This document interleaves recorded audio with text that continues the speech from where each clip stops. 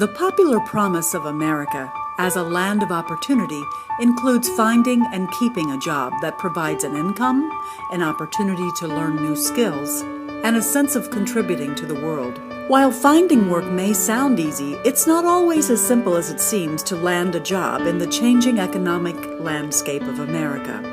To help you be successful in your job search, we've put together tips and best practice ideas on finding a job and getting hired. In this video, we'll help you present your best foot forward with an attention-getting resume.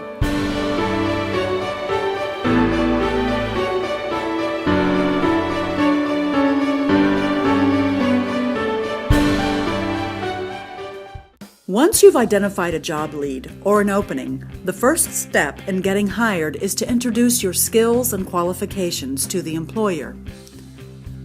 The tool you'll need now is a resume that will represent you in the best possible light. Along with a cover letter, your resume is often the first thing employers see when making the decision whether or not you should be a candidate for an interview. Always use a simple standard font. And except for your name and headings, always use a 10 to 12 point size font. Use proper margins on your resume so that the spacing is equal around all four edges. A 1-inch margin is preferable. Write a professional or executive summary near the top of your resume to help capture interest within the first 5 seconds of reading. Try to encapsulate your skills, objectives, and use strong industry-related action words. Don't overuse colors or have more than 3 pages. Don't embellish or add anything that is deceiving on your resume. Don't submit the same resume for every position. Tailor it to each job you are applying for. It's got to be sharp, well-crafted, appear professional, and be an accurate snapshot of who you are and what you can bring to the employer's table. In addition, you will likely be competing with many other people who are also jockeying to get the nod for an interview and eventual job offer. So whether you are creating it from scratch for the first time or trying to freshen up your resume, you're going to learn a few tips over the next few minutes that will increase your chances of landing an interview. Let's look at the 4 different types of resumes so you can determine which style suits you best.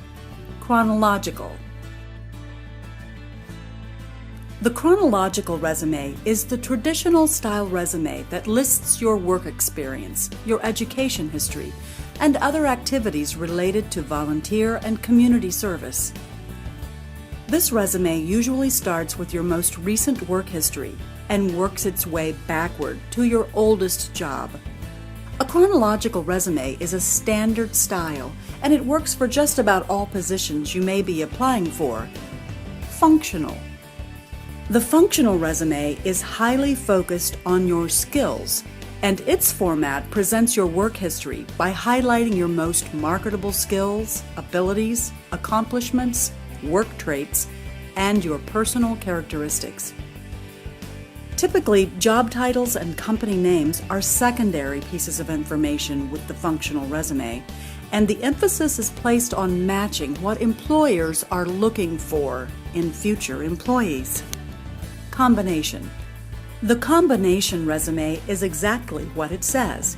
It is a combination of both the chronological and functional styles. It usually leads with your most important skills and abilities, and then follows with your work and academic background, arranged in chronological order. Targeted.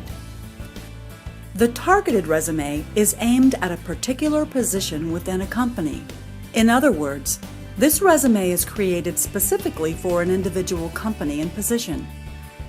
It can be very helpful when applying to a company when you know of no advertised opening, but you believe it could be a good match for your skill set. Adapting your resume to what they're looking for, that way you know that those keys that they're looking for, it's on there. Nowadays, when we're doing resumes, you customize every resume for every job that you apply for. One of the challenges today, particularly when we're submitting resumes online, is that there is no really specific way that's going to grab the person's attention. When I'm looking at a resume that comes from an online application, what I want it to look like is simple for me to read. If you don't catch my attention within the first 5 to 10 seconds, then I'm probably going to go on to the next one. Some of the problems that people have when they submit resumes is they make them real pretty and center them and make bullets. Well, a lot of times online programs don't support those particular font effects. So take them off. Put it clean, neat, and also just make sure that the points that are important to the employer that they give you in the job descriptions are at the top of your resume, and work your way down. Preparing a resume for online submission, if online we mean by application, this is where a person's looking at the application, fill in all the boxes, and you can then attach a resume to that application.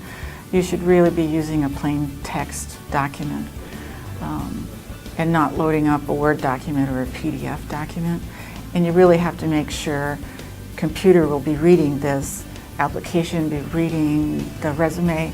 It better be packed with all the important words that you're seeing in the job posting, because a computer is going to look for those specific words, and probably more than once, and it's not going to read between the lines, and it's not going to use synonyms. If you're doing it online with an application, you can pretty much assume that it will be a computer that's been fed specific keywords to look for, skill words, knowledge words, perhaps some accomplishment phrases that it will look for to see whether or not you qualify.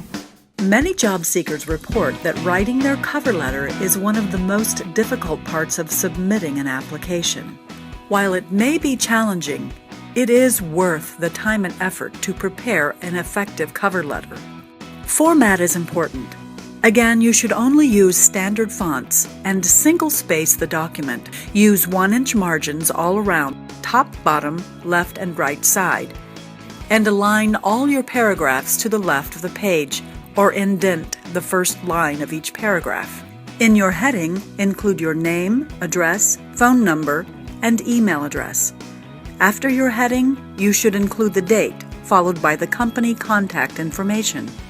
Pay attention to what is important to them, and then state those job requirements, and then tell them how you qualify for those jobs. Keep it brief and to the point. The goal of the cover letter is to provide the reasons why you are a good fit for the position for which you are applying. Keep it under one page and present your case as powerfully as possible. State what you can do for the specific employer you are applying to. Describe how your values and goals align with the organization's and how you believe you can help them.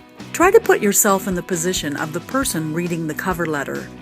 Show how your skills and experience match the position requirements.